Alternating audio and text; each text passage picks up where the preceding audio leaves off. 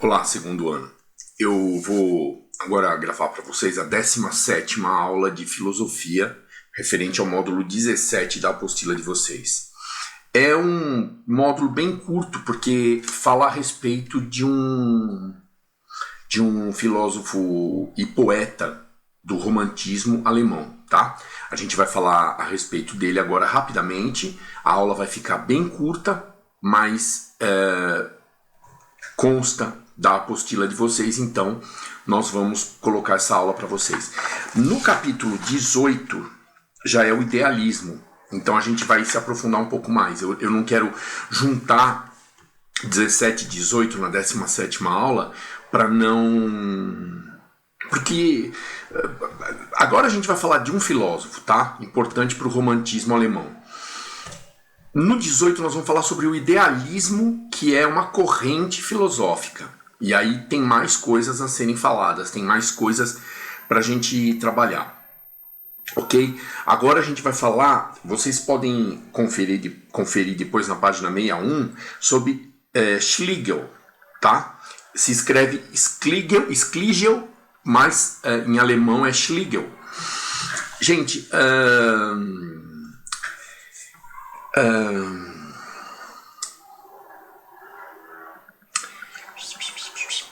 olha, no início do romantismo alemão, no início da corrente filosófica romântica, o Schiller, ele lembra do Schiller no módulo passado, no 16, eu acho? Deixa eu ver se foi Schiller, é isso mesmo. Ele afirmava que a filosofia e a poesia caminhariam juntas no ideal romântico, que seria afastar o ser humano daquela existência chata e crua e monótona da rotina capitalista inicial e das revoluções industriais, né, do processo de industrialização, do início do processo de industrialização. Então, a poesia, juntamente com a filosofia, tinha a intenção e a função de afastar o ser humano que se sentisse cansado, sufocado pela rotina, dessa dinâmica monótona e sufocante, lógico, e libertar o espírito do indivíduo. Schiller dizia que a aproximação com a natureza e a expressão dos sentimentos trariam novamente o ser humano para um perímetro onde ele teria capacidade de raciocinar sobre a existência dele, sobre os problemas da humanidade, sobre os problemas da sociedade. Ou seja, através do sentimento, ele teria condição de filosofar, raciocinar e expressar a sua opinião baseada numa reflexão interna.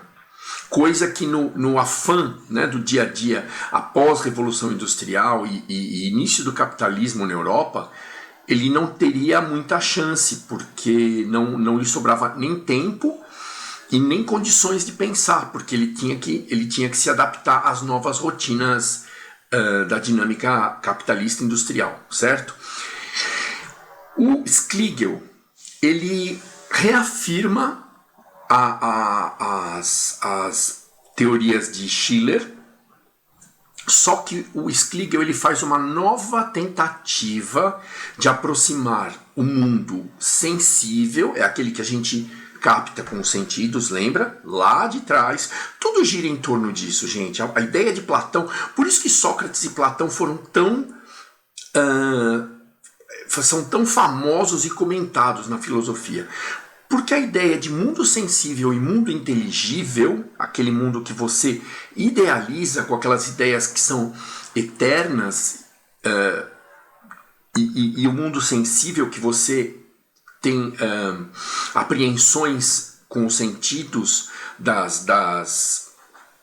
dos fenômenos e dos objetos que se deterioram, os fenômenos e objetos se deterioram ao longo do tempo, essa dicotomia que eu perguntei na atividade de vocês, sempre foi o mote, sempre foi o principal assunto da filosofia. Então, quando chega o romantismo, que o homem se afasta totalmente do mundo inteligível, que ele se atém ao mundo sensível 100%, o Schiller, que é o filósofo que a gente estudou no módulo 16, ele afirma que através da poesia, lembra que eu pedi uma historinha, como é que o romantismo poderia, ler na atividade de vocês, como é que o romantismo poderia ser usado para aliviar as pressões do dia a dia, alguma coisa assim, né? Eu não sei se foi no Objetivo ou em outra escola, mas eu acredito que para vocês eu tenha pedido alguma coisa assim também, na atividade. Gente, qualquer tipo de romantismo, tá? Eu falo de poesia, mas a gente tem o desenho, tem a música, tem também a expressão artística da redação. Além da poesia, tem a prosa, né? Um conto, né? A redação que eu quis dizer é a prosa. Gente, todas essas formas, esses meios são formas de expressar sentimentos. Coisas que, quando a Europa iniciou o processo de industrialização e o processo de capitalismo, né? A objetivação do lucro, o homem teria se afastado da reflexão e da emoção. Portanto, o início do movimento alemão, com Schiller, é exatamente a tentativa da reaproximação. E o Schlegel, ele apoia as ideias de Schiller, ele era aberto a todas as ideias filosóficas e ainda afirma que o conhecimento do ser humano seria uma aproximação do mundo sensível e do mundo inteligível. Certo? A gente já viu isso antes, né? Acho que Schopenhauer fala bastante disso, Spinoza também falou bastante disso. Mas, em contrapartida, ele mesmo afirma que é muito complicado, seria praticamente impossível para o indivíduo determinar uma verdade absoluta, determinar um conceito absoluto a respeito de algum fenômeno ou algum objeto, porque o ser humano é finito também. Veja, gente, olha, eu vou tentar destrinchar, isso aí parece coisa do outro mundo, né? Parece que desceu agora de um disco voador. Mas veja, lembra que o mundo sensível ele capta imagens e impressões que se deterioram ao longo do tempo? E o mundo inteligível cria ideias e conceitos perenes, eternos, que não se deterioram? Pois bem, o Schlegel ele afirma que como que o ser humano criaria conhecimento absoluto, assim, perene, eterno, se ele também é finito, se ele também deteriora? Veja, foi uma outra problemática levantada em torno da dicotomia mundo sensível e mundo inteligível. Gente, a mensagem é curta, certo? A maior parte desse módulo é biografia de Schlegel e blá blá blá. Quem for seguir a filosofia, quem for fazer pedagogia, por exemplo, vai ter que ler as ideias desses caras, do Schiller, do Schlegel e do qual que é o outro? Também. Mais pra frente a gente vai ver, eu acho que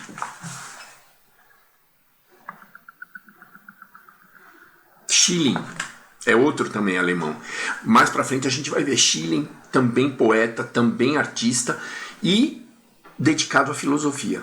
Esses três, para quem for seguir essas carreiras, é importante porque eles delimitam o universo do romantismo.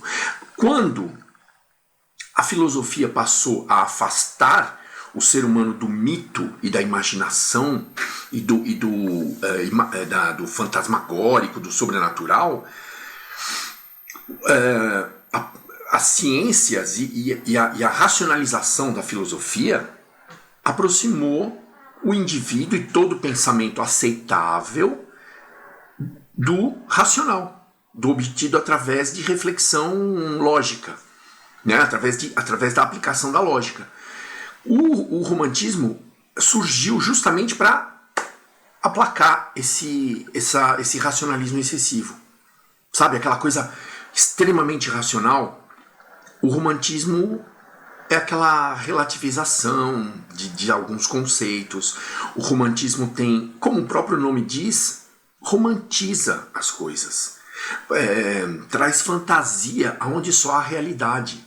Gente, trazendo para a poesia e para uma coisa assim bem romântica mesmo, coloca uma flor, uma planta nascendo num muro de cimento.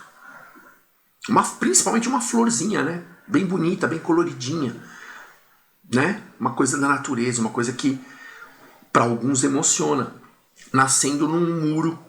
Quem nunca viu numa calçada, de repente, entre a junção de duas placas de concreto nasceu uma planta, né? Uma samambaia, em alguns casos até uma plantinha com uma flor, certo?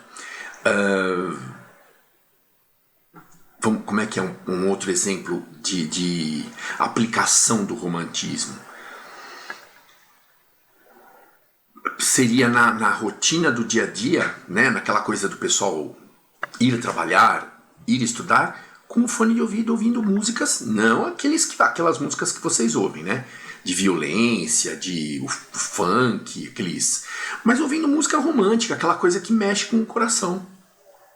Ouvindo uma musiquinha interessante, uma musiquinha melodiosa, uma musiquinha harmônica. Ok?